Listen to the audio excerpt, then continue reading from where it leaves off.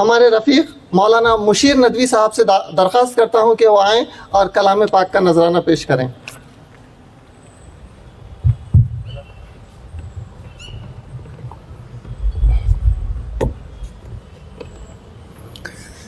अऊज़ु बिल्लाहि मिनश्शैतानिर्रजीम।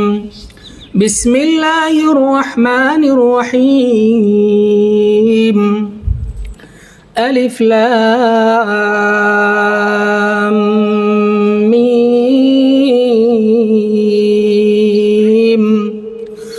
अल्लाहु ला इलाहा इल्ला हुवल हय्युल क़य्यूम।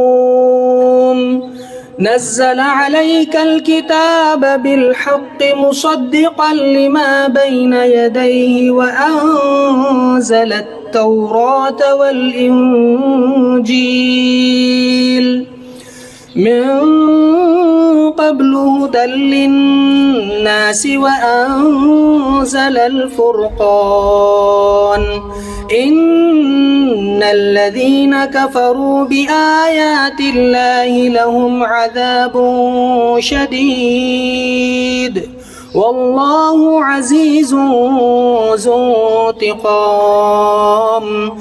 इन्नल्लाहा ला यख़फ़ा अलैहि शैउन फ़िल अर्ज़ि वला फ़िस समाअ हुवल्लज़ी युसव्विरुकुम फ़िल अर्हामि कैफ़ यशाअ। ला इलाहा इल्ला हुवल अज़ीज़ुल हकीम। हुवल्लज़ी अंज़ल अलैकल किताब मिन्हु आयातुम मुहकमातुन हुन्ना उम्मुल किताबि व उखरु मुतशाबिहात। फ़अम्मल्लज़ीना फ़ी क़ुलूबिहिम ज़ैग़ुन फ़यत्तबिऊन मा तशाबह मिन्हु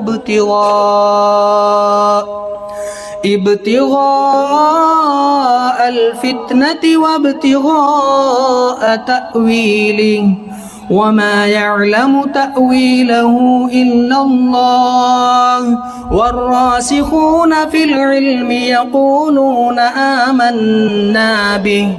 आमन्ना बिही कुल्लुम मिन इंदि रब्बिना वमा यज़्ज़क्करु इल्ला उलुल अलबाब। रब्बना ला तुज़िग़ क़ुलूबना बअद इज़ हदैतना वहब लना मिन लदुनक रहमह इन्नका अंतल वह्हाब। सदक़ल्लाहुल अज़ीम। शुरू अल्लाह के नाम से जो बड़ा मेहरबान और निहायत रहम वाला है। अलिफ लाम मीम। अल्लाह वो है जिसके सिवा कोई माबूद नहीं, जो सदा ज़िंदा है, जो पूरी कायनात संभाले हुए है।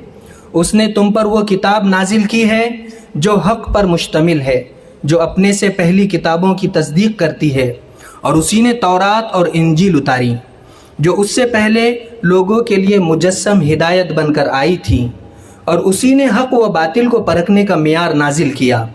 बेशक जिन लोगों ने अल्लाह की आयतों का इनकार किया है उनके लिए सख्त अजाब है, और अल्लाह ज़बरदस्त इक़्तिदार का मालिक है और बुराई का बदला देने वाला है।